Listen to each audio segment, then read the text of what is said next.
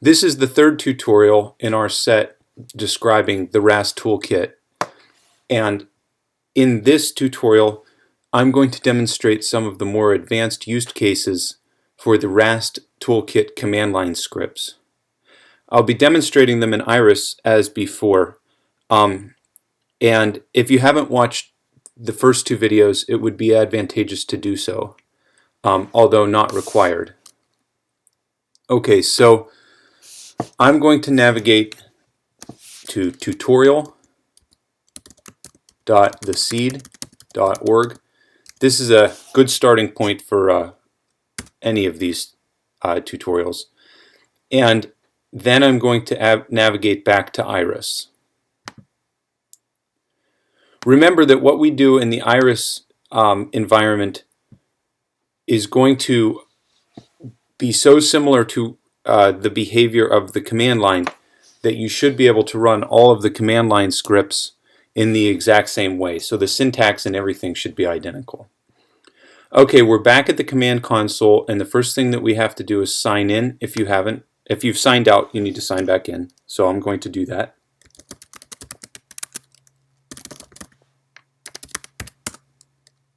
Okay, and now I'm authenticated.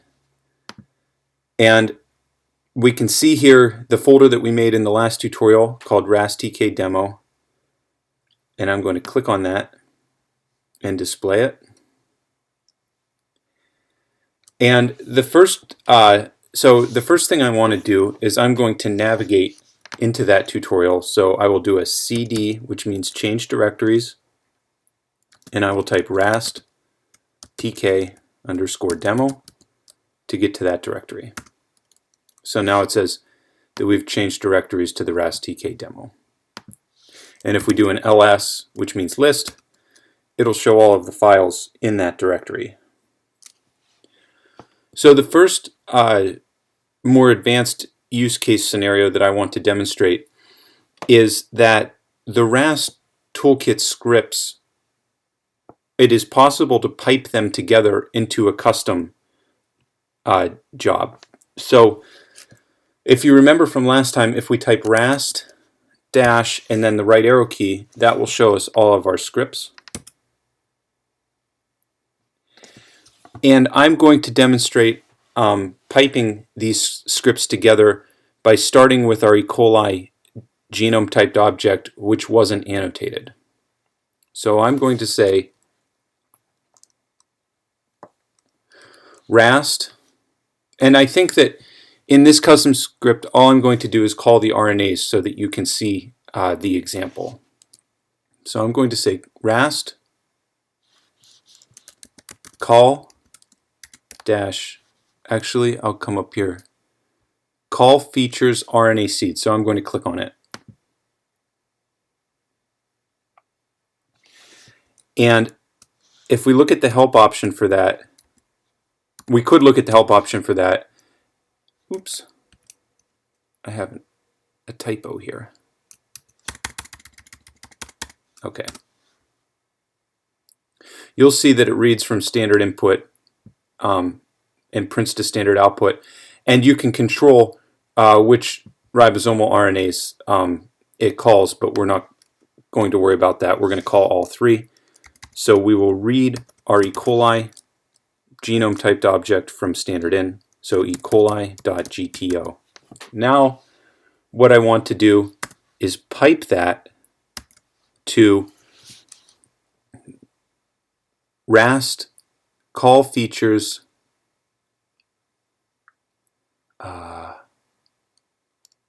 where is it? tRNA scan. This runs tRNA scan to find the tRNAs. So I'm demonstrating that how you would get all of the RNAs that RASTtk can call without having to annotate all of the proteins as well. And notice here that we did have to run RAST create genome to get this initial genome typed object. That was in the previous video.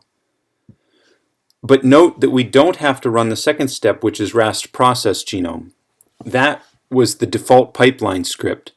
Here we're using the individual scripts that the default pipeline is calling, well, two of them, And so we're going to run RAST call features rRNA seed, read in the genome typed object from standard input, pipe that with the vertical bar character into the next program, which is called RAST call features tRNA tRNA scan.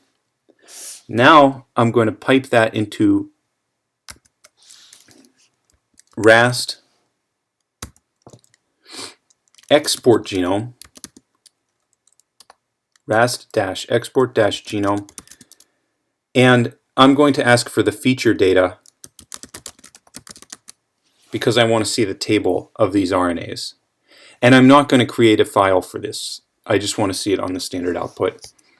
And then I'm going to hit return. Okay, so I actually had a typo here, and I need to change that to E. coli, and then I'm going to hit return. Okay, now we know that the process is running because we get the spinning wheel and we can see it over here in the running processes window. And this should probably only take a minute or two. All of the RAST toolkit scripts are designed so that you can pipe them together, assuming that you're starting with a genome typed object. Okay, so that took about a minute and a half, and the output came to the screen, and we can see the table of RNAs, and we can see that we got ribosomal RNAs, and I'm sorry, I'm scrolling too fast, but we got ribosomal RNAs, and then if you go down, we got tRNAs. So, just to summarize, it is possible to pipe commands together using RASTtk in order to get the customized results that you may wish to have on one genome. Okay, now the second thing that I want to demonstrate is I want to show you how to submit a batch job to RASTtk using the RASTtk command line scripts. It has become commonplace for scientists to be sequencing tens, hundreds, or even thousands of genomes at a time. And you don't want to have to go to the RAST website and submit them all individually. And so we've built tools that enable you to submit batches of genomes rather efficiently using the RAST toolkit. So the first thing that I want us to do here is to make a new directory. And remember, the command for that is mkdir. And we will call this to, capital T-O, underscore submit, capital S-U-B-M-I-T, and hit return. Over here in the file browser now, we will have a new folder called to submit. And the next thing that I want to do is I want to copy our original genome typed object into the to submit folder. And so what I'm going to do is I'm going to say cp, which is the Unix command for copy, E. coli.gto, and then the directory, which is to submit, / and I'm going to rename this E. coli 1. When the genomes come back from RASTtk, they get appended, GTO gets appended to their file name, and so I wanted to leave that off. It's implied that they're genome typed objects, and then hit return. And then it'll say up here, if you did it correctly, copied to submit E. coli 1, and then if you click on the file and scroll down, you'll see that now that we have a file over here in the file browser in the to submit directory called E. coli 1. Now I'm going to do that again. Just this time I'm going to call this one E. coli 2. And I will repeat. And now over here in to submit we have a file called E. coli 2. Now obviously if you were a researcher you would probably be annotating different genomes, But in order to demonstrate that, there's no reason to go through another upload. Okay, so the first command that I need to show you, and we'll go back to our list by typing RAST dash and hitting the right arrow key.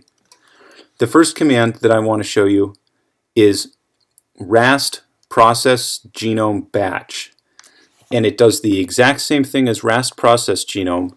That is, it submits your genomes to RAST, except it's doing a batch submission. So we'll click on that. And it also has a help menu. But for this demonstration, I'm not going to use any of the help options. I will in a moment. Okay, so RAST process genome batch, and it takes a directory of genome objects, which we just built over here in to submit. So it will be RAST process genome batch to submit, and then hit return. Now, if you did it correctly, this will return you this unique identifier string. You want to save this unique identifier because it's the way that you are actually able to go back and see the status of your job. So I'm going to copy that. The next command that I want to show you is called RAST query genome batch. So I'm going to type that in, RAST query, and if you hit the right arrow key, it will autofill.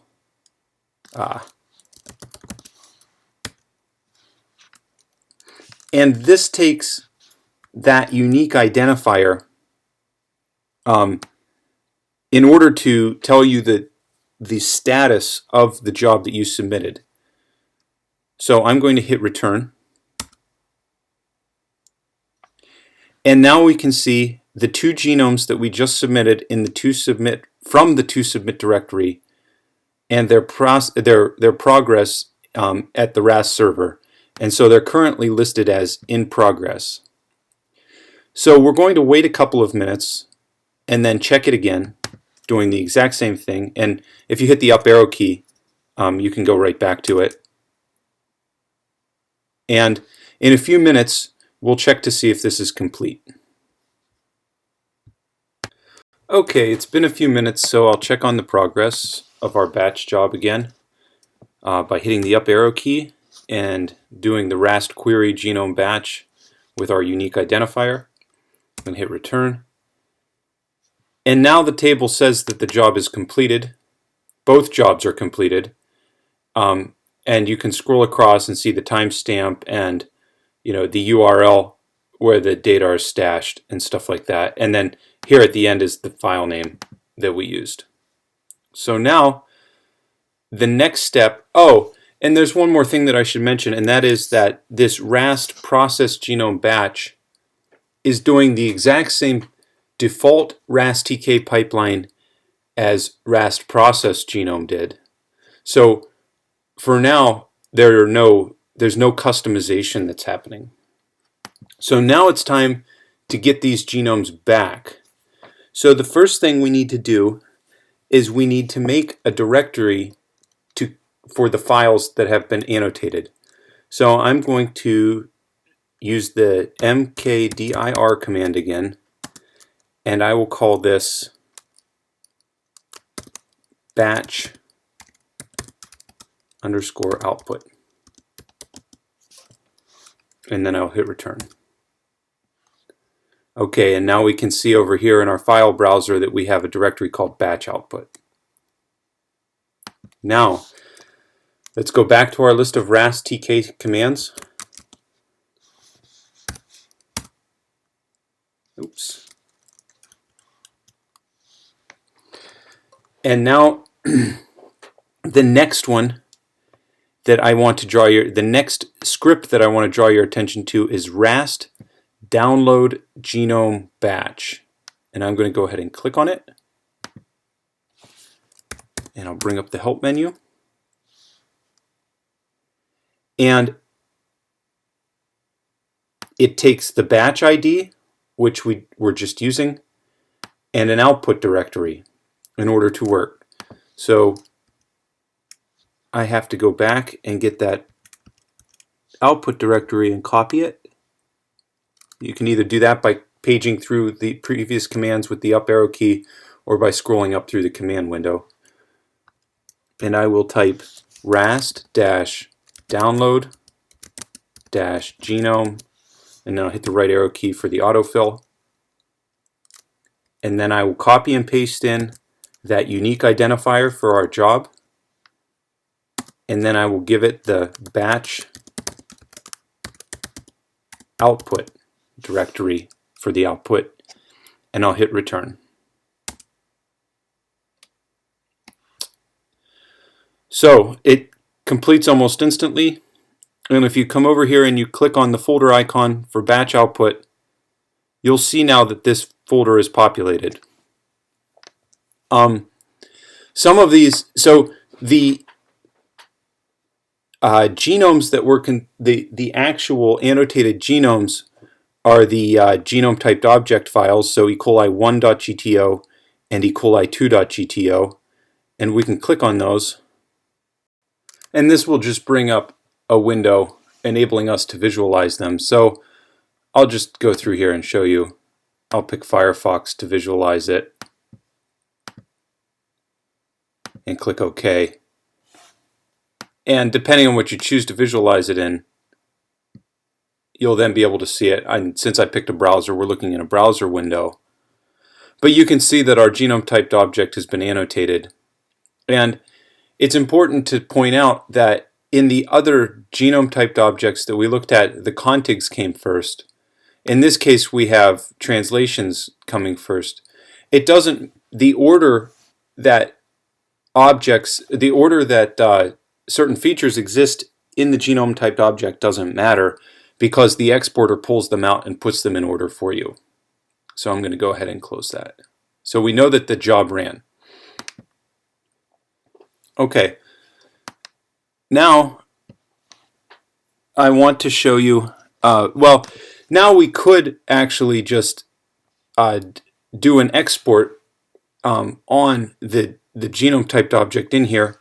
We could look at some of the other files. So for instance, if you look at this standard error file, this is just showing you what the actual RASTtk server did.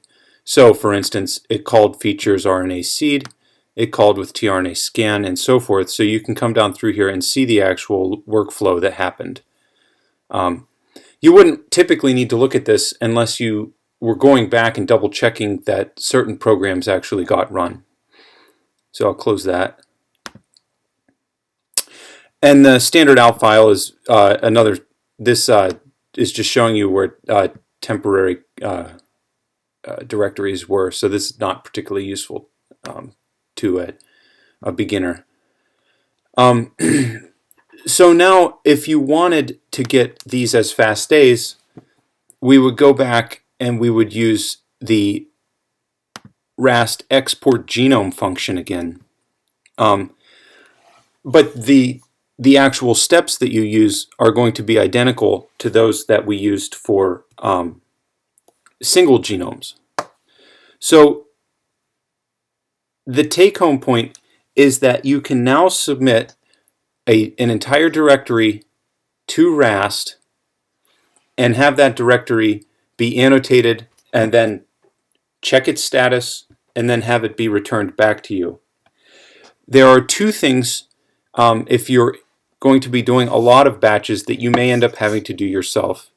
And the first is converting your genomes from FASTA formatted contigs into the genome typed object so that you can put them in the directory and submit them.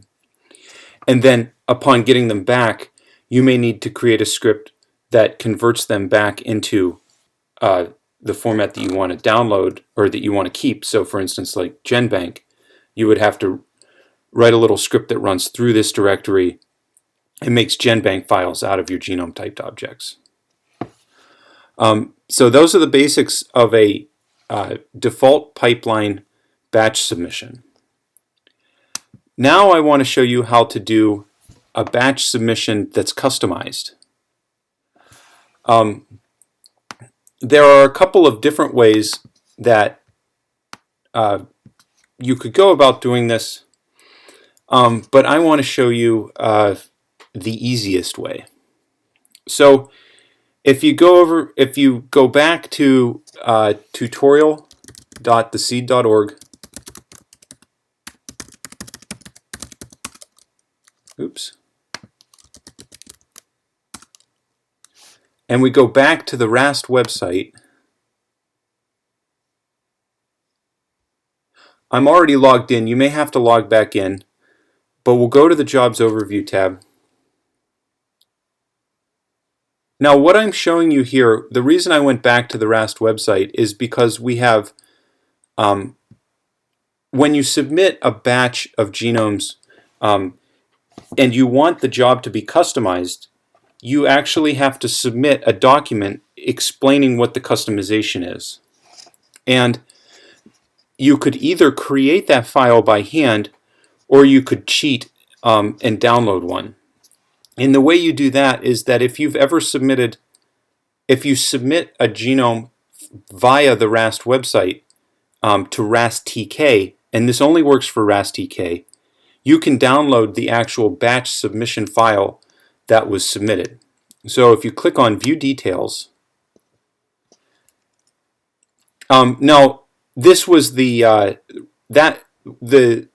sorry, I'll go back a second. I need to explain that this was the RASTtk job that we just ran in the first video. So if you followed along the first video, you'll have a RASTtk job here, and that's the first one. If you did not follow along the first video, what you would do is you would go through the submission steps for a new config, and you would select the RASTtk pipeline and the customization steps that you wish to have, and then when you submit that and it completes, you can get the batch submission file back from it. So on the download form, you'll notice that there's a new file that doesn't exist in a classic RAST download, and it's the RASTtk workflow. And you can click download, and that will end up putting it on your desktop. So go ahead and, I've already downloaded this, but go ahead and proceed through downloading it to your desktop. Okay, so I'm going to close that. Actually, I'll sign out because that's good etiquette. And I'll close that, and I'll also close this. And so now I'm back in Iris, and what I need to do is I need to upload that workflow, the RASTtk workflow document that we just downloaded. And mine is here. It's called job 2018007.workflow.json. Yours may differ in the number. The job ID will be different and so forth, but we'll click open. And now we'll see that job ID, or the workflow document, over here in the file browser. One thing that I should point out is that if you download multiple versions, the RAST website may end up appending a file extension with parentheses in it. If you have strange characters like that, you'll have to delete them before you attempt to make this upload. So now we can click on this and take a look at it. So the JSON formatted workflow document looks like this.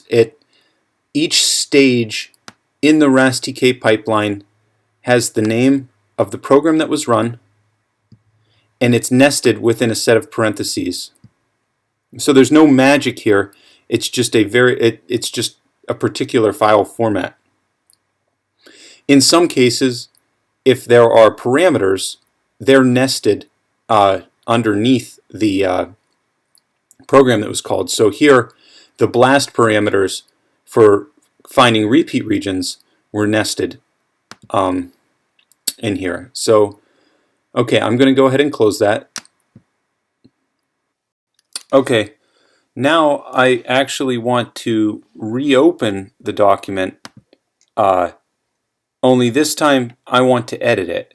So if you click on the pencil icon, this should open the document in a new tab within the command console. If this fails to open, you may need to reload the browser page because sometimes it fails because of latency issues or something. But so in order to demonstrate the customized workflow, we're going to go ahead and customize the JSON document, the workflow document. So the first thing I want you to do is notice that each program is nested within a set of curly brackets separated by a comma. So I think that for the demonstration of a customized batch submission, we'll do the first 3 steps of the RASTtk pipeline. So we'll call features RNA seed, we'll call the tRNAs, and we will call the repeat regions, and that's it. And so what I'm going to do is I'm going to delete everything else in the file down to the last curly bracket of the last program. So down here at the bottom, what should be left is a square bracket and a curly bracket right before the end. And then I'm going to hit delete. So if you scroll back up, what you'll see is a curly bracket, the stages, colon, a square bracket, one program within a set of curly brackets followed by a comma, the next program within a set of curly brackets followed by a comma, the next program within a set of curly brackets followed by a comma. That last comma we need to delete, and we will delete the remaining white space. And now we have an altered JSON workflow file. This is the file that will tell RASTtk which programs to run. And then I will come up here and I'll click the X, and it prompts me, it's asking whether it wants me to save before closing, and I want to close and save. So now if we click the pencil again, we'll see that we have this more abridged version of the workflow. Okay. Now I want you to check which directory you're currently working in by doing an ls to see what files are there. And I'm currently working in the RASTtk demo directory. And if you're not there, please move to it. If you're in the previous directory, you would move there by typing cd and then RASTtk demo. And if you are in one of the to submit or the batch output directory from the previous example, you would get there by typing cd, which means change directory, // and hitting return. So now what I want to do is I want to copy our workflow document into the RASTtk demo directory. So I will say cp, and since it's in the previous directory, I have to say // and I will cheat by copying the name over. But if you do that, need to make sure that there is no space between the / and the actual name. And then I will hit period, which means, so now what I'm saying is copy in the previous directory this job, or the workflow document, and then the period symbol means to the current working directory, and then we will hit return. And now it says that it's been copied. And if you scroll down in the file browser, you can see that that file exists there now. So if we go back to the RAST scripts by typing RAST dash and the right arrow key, the next thing I want to do is show you in the RAST process genome batch the command option for adding a workflow to the batch submission. So if we do a -h for the help, there is an option here that's -- workflow, and that's the file containing the genome processing workflow specification. So now, in order to have RASTtk execute the workflow that we just created, we have to indicate that we want that file to be sent along with our directory of genomes. So we will say RAST process genome batch -- workflow, and it will be this file. So I'm going to copy and paste that because it's long. And then the directory that we wish to submit, which we will just resubmit our toSubmit directory that we created before, because since it's a demonstration, there's no reason to make a new one. So toSubmit. And now we will hit return.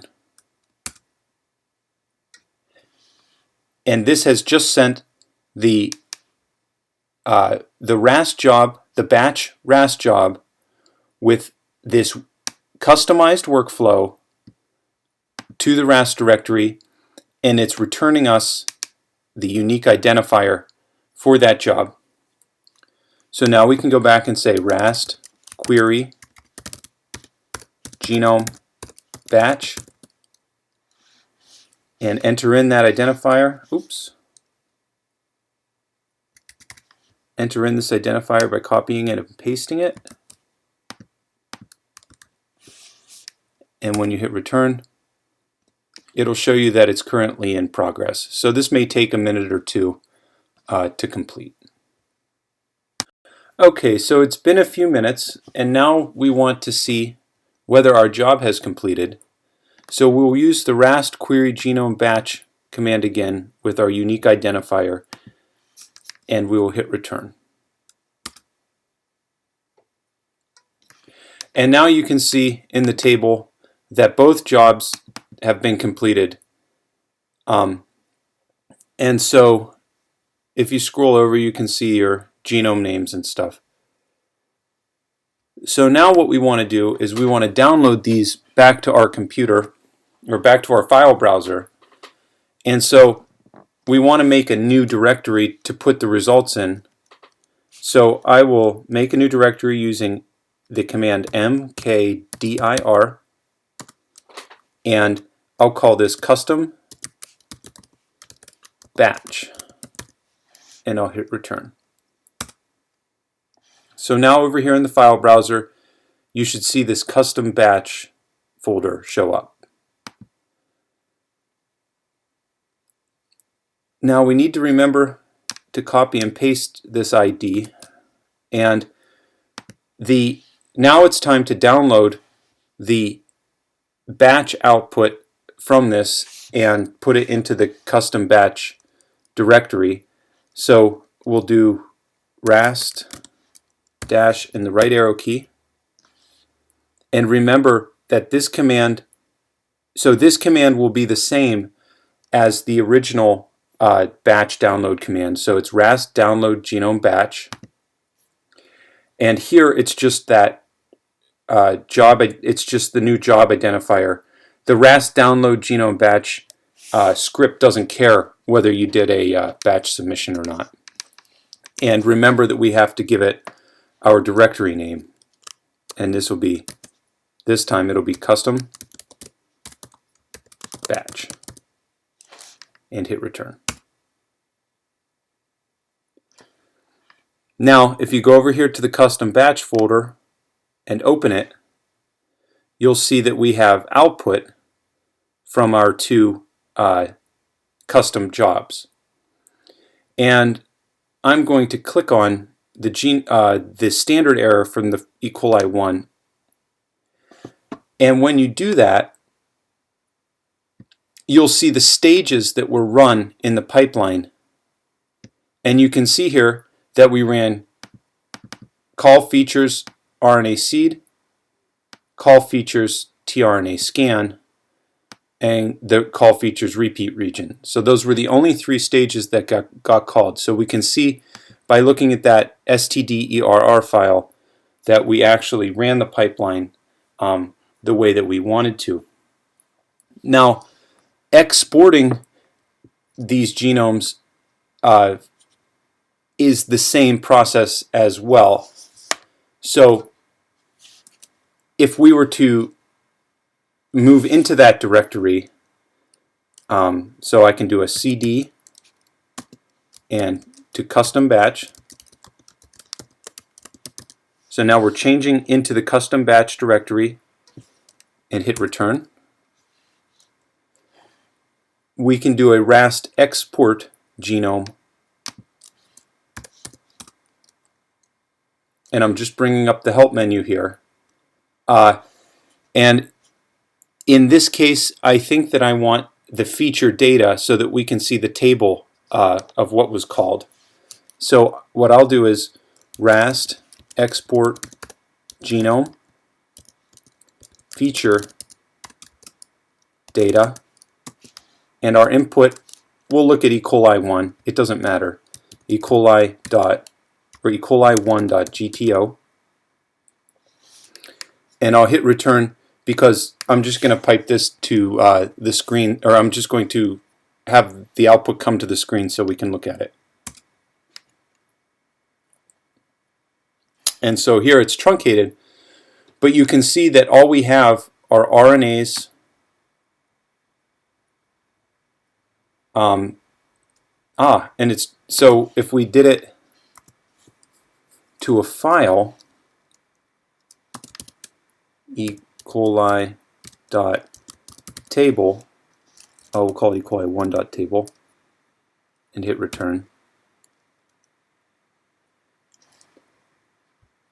I can now click on this, and you can see what was called in its entirety. So here are all of our RNAs, ribosomal RNAs. Here are our tRNAs,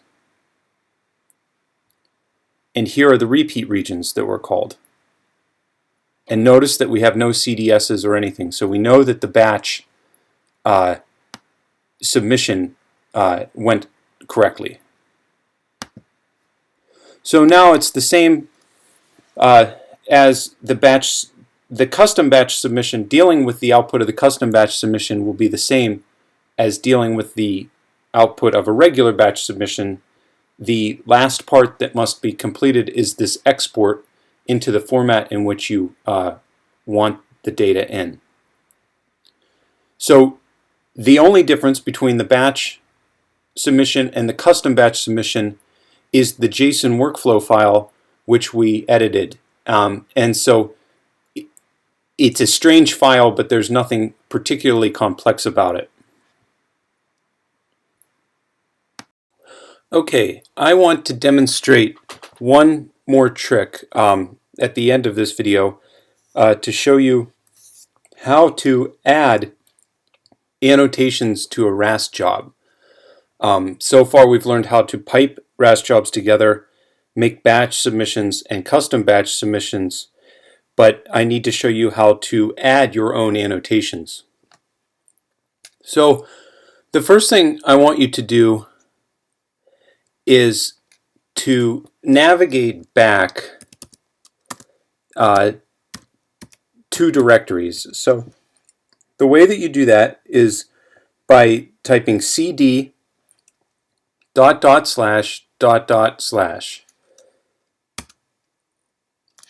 if you do an ls,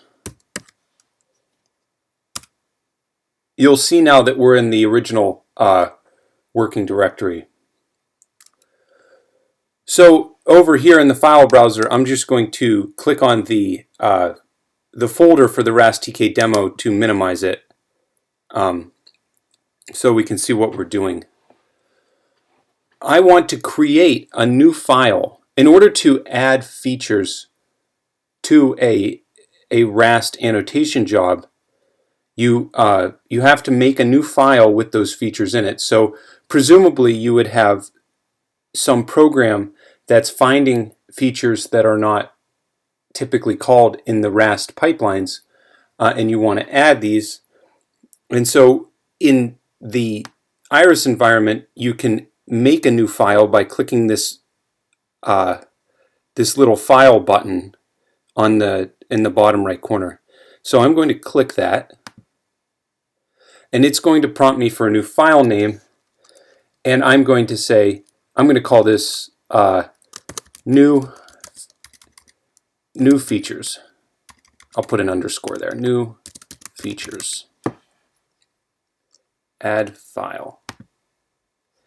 And now our new features file is over here in the file browser. Now in the command console, you can see the features that we exported 2 commands ago. And when you add features to a RASTtk job, they're in this format. So I'm going to scroll up and show you. So here's a Lucille tRNA, and it's in tabular format. In the first tab, the first tab is the genome identifier, or the RNA gene identifier, and that's a K-base ID followed by RNA. If it was a CDS, it would be followed by CDS, and the number in which it was found. The second column is the contig ID, which came from the NCBI contig ID, followed by an underscore, and then the location on that contig. And our locations come in 2 different formats. The first format is the starting position plus however many nucleotides. And if you look at this one below here, it is the starting position and then minus however many nucleotides. Then it has the feature type, and then it has the annotation for that feature type. So I'm going to select 2 of these from the table by highlighting them and copying them. So this is going to be a copy and paste operation. So I'm just highlighting the cells, hopefully you can see that, and copying. Now it doesn't matter which cells you pick. You don't have to go back and find the ones that I chose. I just wanted to show you ones where we had a plus and a minus location format. Now in the new features file, I'm going to click the pencil button to add information to this file. And it's a blank document, and I'm going to come up here to the first line, and I'm going to paste those locations in. Now, obviously, when you do it, you'll probably be uploading a file, or if you're in the command line, you'll be adding a file that you've already created. But the file is just a tab delimited text file with the ID followed by the ID followed by a tab, followed by the contig ID, followed by an underscore, the starting position, and then either plus or minus the number of nucleotides, the feature name, which is whatever you want to call it, and then the features annotation. And there's a tab here too, you just can't see it because of the way that the font is. So now I'm going to go ahead and close this, and when I close it, it prompts me to save. So I'm going to close and save.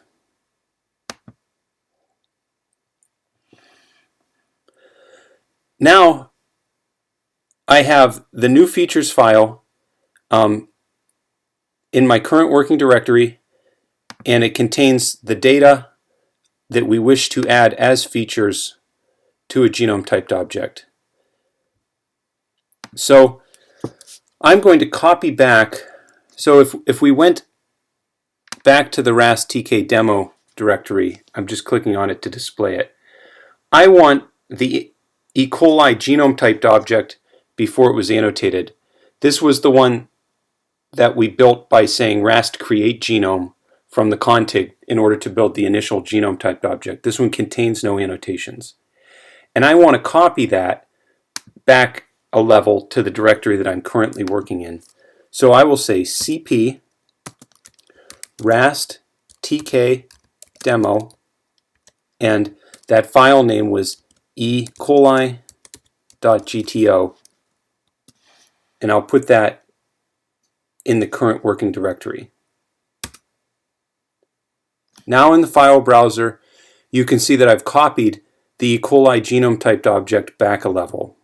And the reason that I'm working in this level is because when we create a file, we always want to create a file in this first level directory. Now here's our unannotated genome E. coli genome typed object, and we want to add our new features to it. And there's a RAST command for that. So we'll type RAST dash and hit return, or sorry, hit the right arrow key, and this will bring up our list again. And the RAST command that we want this time is called RAST add features. So I'll click on that, and then I'll bring up the help.